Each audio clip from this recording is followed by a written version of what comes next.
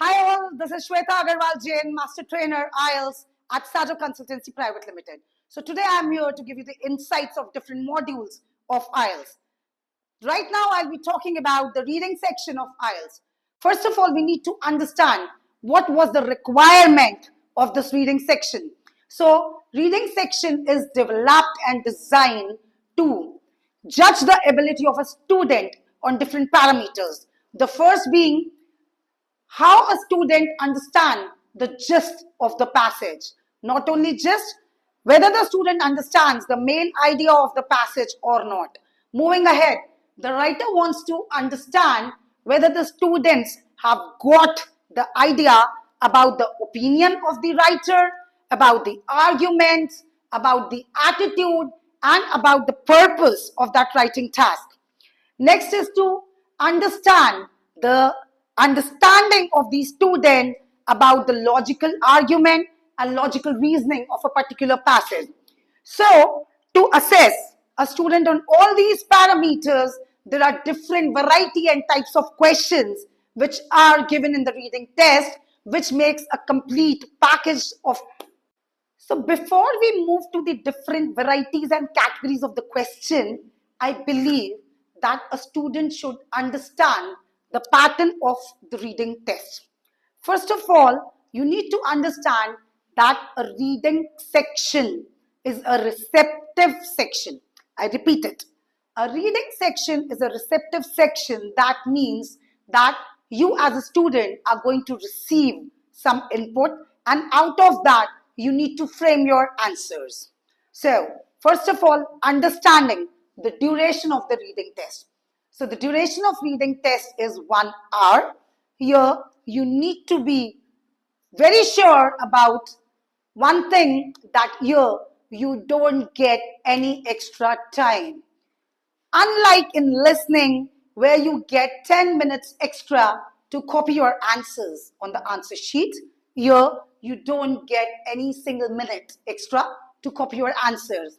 So make sure that while you are solving your reading test, simultaneously you should write your answers on the answer booklet. Secondly, the number of questions in the complete reading test is 40. That makes 9 bands. And how are they bifurcated? They are actually divided in 3 different sections.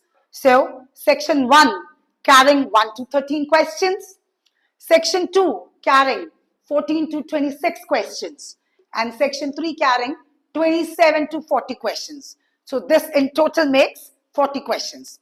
Now, very importantly, you need to understand the marking pattern of IELTS reading.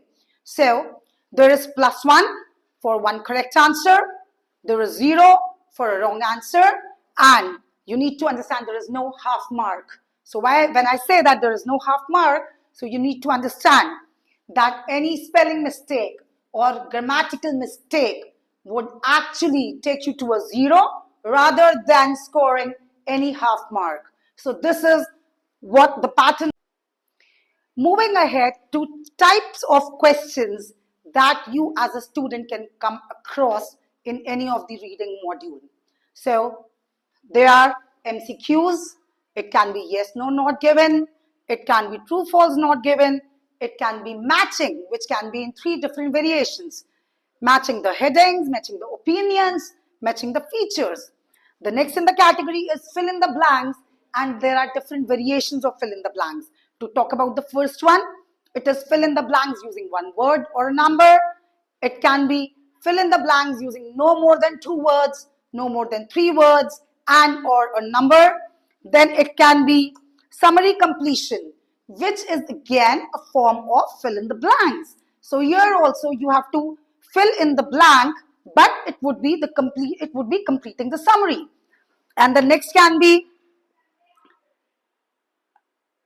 okay, the next in the row is diagram labeling. So you'll be surprised to know that in reading also you can get diagram labeling, wherein there can be one diagram in front of you and the explanation of diagram would be in the paragraph. So looking into the explanation of the diagram, you need to label the diagram in the answers form. So these are few categories of the question that you can get in reading, and we will be talking about separately about all these questions in my next video one-on-one.